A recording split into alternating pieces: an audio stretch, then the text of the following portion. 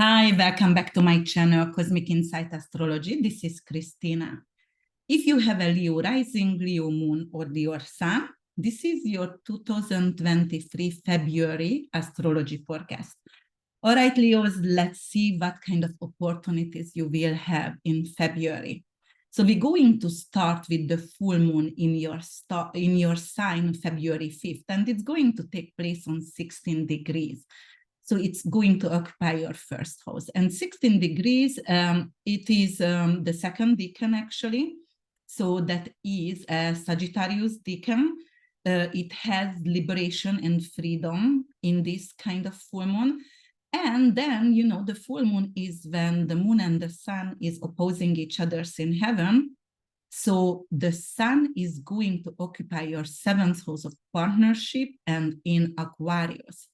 So what's going to happen over here? This full moon is making a very ugly T-square with Uranus. Uranus is the planet of unexpected. Uranus is the planet of chaos. It is the rebellion, but it is also innovation and future-oriented, eclectic taste, and also rules technology as well. And actually, it rules the crown chakra. It's the higher octave of knowledge. So that is the genius. However, this is a T-square. T-square is not an auspicious aspect in astrology. And full moon anyway represent completion, represent actually ending, and it's represent signing off a contract or finishing something. It doesn't have to be always in that term, right? Because sometimes it's representing I finishing a book and I'm going to be published if it is taking in that place. However, for you, because we are going by the rising sign, right? And I'm doing all sign when I predict on a general perspective for all of you.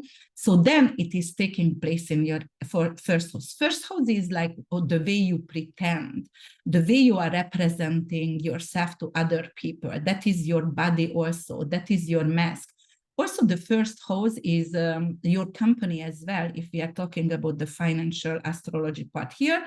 And Leo is the archetype of the leader, someone who likes to be center of attention, someone who likes to be on stage and likes to shine and get recognition, okay? And over here, the moon is your subconscious that's representing actually the way you are nurturing yourself, your inner child, the way you are nurturing your children and the way you were nurturing.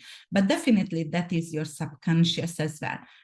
So here it's representing something like you going to get rid of your old self. You want to reborn. You want to represent yourself or your company profile different way.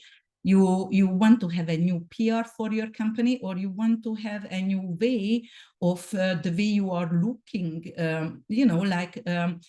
changing something in your closet, or changing your clothes, or just the way you are belonging from society. The seventh house is partnership. It's one-on-one relationship, or it could be actually in your significant others, because this is opposing each other's.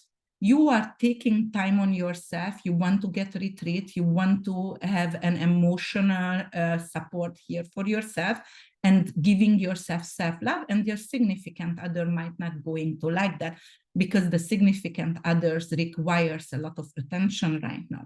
So it could be a conflict between that. And also because Uranus is in the 10th house. 10th house is your career, that is your business, that is recognition, reputation over here, and it's the T-square with it. It representing like perhaps because of there is unexpected change at your work and you are feared to lose your job, your career. It could represent like you are working a lot more and your significant other going to get neglected and feel neglected. But definitely there is an abrupt change at work. It could be like you're going to rebel against your boss or your CEO, and it could actually make you to lose your job. So watch out with that kind of situation. Let's move forward. So let's move on the 7th of the month. And 7th of the month, we're going to have Vesta leaving Pisces, your 8th house, and going to your 9th house. So Vesta is the eternal flame. Vesta is your passion, compassion. the asteroid of eternal flame, going to your ninth house. Ninth house is education. It is actually long distance travel. If you want to invest in airline stocks or traveling stocks, or if you want to get your high education, your master's degrees, it's represent all that, or religion as well. It could represent a second marriage as well. So Vesta going over here could represent like, all right, I'm thinking of to marry again, or all right, you know, I'm thinking of to take a language class right now because I have enough passion right now to do that, or I want to actually explore foreign countries and I need to apply for my passport and go away. And, you know, especially Jupiter is over here for you as well. And Jupiter is the blessing and optimism. And then Venus going to join that duo over here. So that's all very blessing for you. And Venus is not only currency, but it is also, you know, love, attraction, and beauty and skincare. So going over here, it's representing like, yes, I'm going to have the money to take on to another education or to take on to a foreign trip. So definitely it could be, or actually it could be a proposal from a second partner, because ninth house is your second significant other. Or it could represent like I'm going to get a bling bling, I'm going to get a proposal from someone and gonna have an engagement. All right, what else is going to happen? Then we're going to have Ceres on the 3rd. On the 3rd of February, Ceres, which is actually the asteroid of nourishment and grain, and it's going to go to retrograde. And Ceres is in Luz Taurus, but right now in Libra. So Ceres actually in your 3rd house in Libra. Libra is justice, it's balancing out relationships. Ceres going retrograde, it could signify like I'm going to revisit relationship with my friends, with my sibling, or actually I'm going to have to revisit some kind of relationship with my neighbors, because I have a fear I can lose them because I was not there for them, perhaps. And that's why I need to nurture this relationship. I need to balance it out. And then if we move forward on the 11th of February, we're going to have Mercury, and Mercury is going actually from Cap, going to Aquarius. So Aquarius, you know, Aquarius is ruled by Saturn and Uranus. Aquarius is really future oriented. It's really Samaritan. It's really like someone who is working for humanity, okay? And Mercury represents sales, children. It could represent also communication device or vehicles, cars, or short distance traveling. Going to the 7th house, it could represent like a short airplane trip somewhere with my significant other. It could also mean like I'm going to have a really good business partner, because, you know, Aquarius is here until the 18th, and the business partner actually helps me to increase my sales on my business. And then the sun is going to move on the 18th to Pisces in your 8th house. 8th house is anything with taboo, sexuality, ending. It's anything with mortgage, shared resources, inheritance, insurances, bank. So over here for a month, you will have time, and especially with Venus and Vesta, I was talking about previously, you will have time to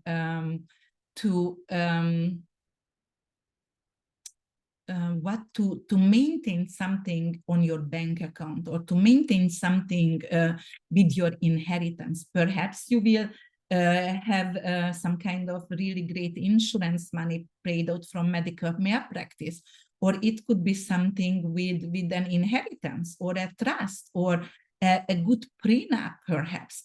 It could also represent, because the sun is shining in the 8th house. 8th house is sexuality. So it could be like you are going to get a partner who is there for you actually only for, it's friend with benefits, it's friend with sex.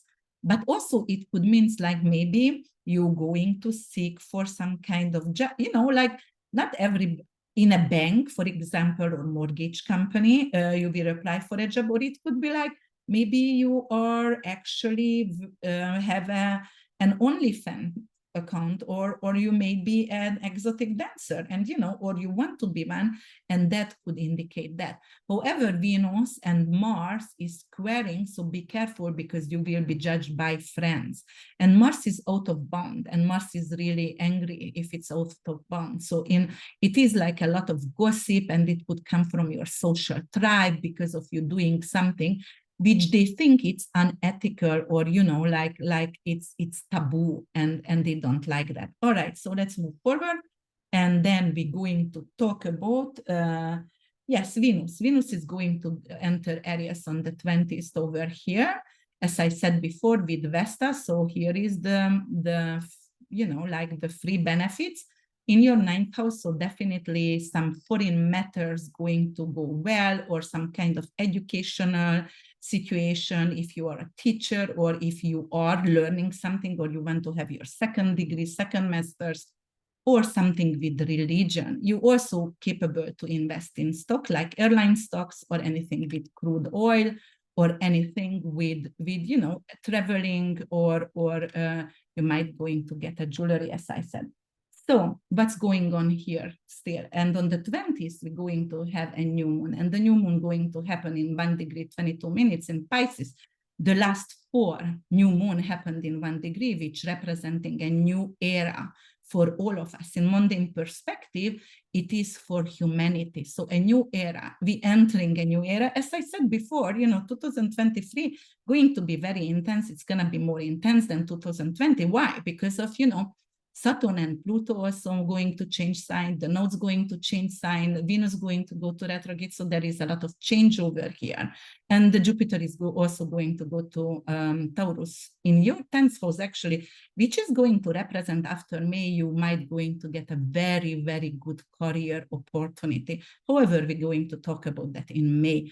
All right, so there is a new beginning in your 8th house. It is, as I said, taboo, sexuality, pregnancies, abortion, so if you wanted to have the abortion, you are capable to do that. If you wanted to get pregnant, you might going to be capable to get pregnant. If you wanted to have just a partner, or, like new beginning, inheritance, insurance money, as I said, so you will be capable to do that.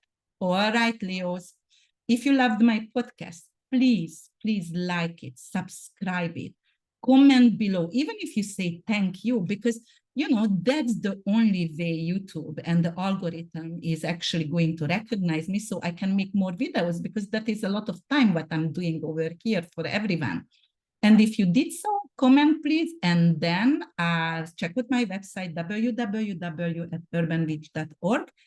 I see you in March. Bye for now.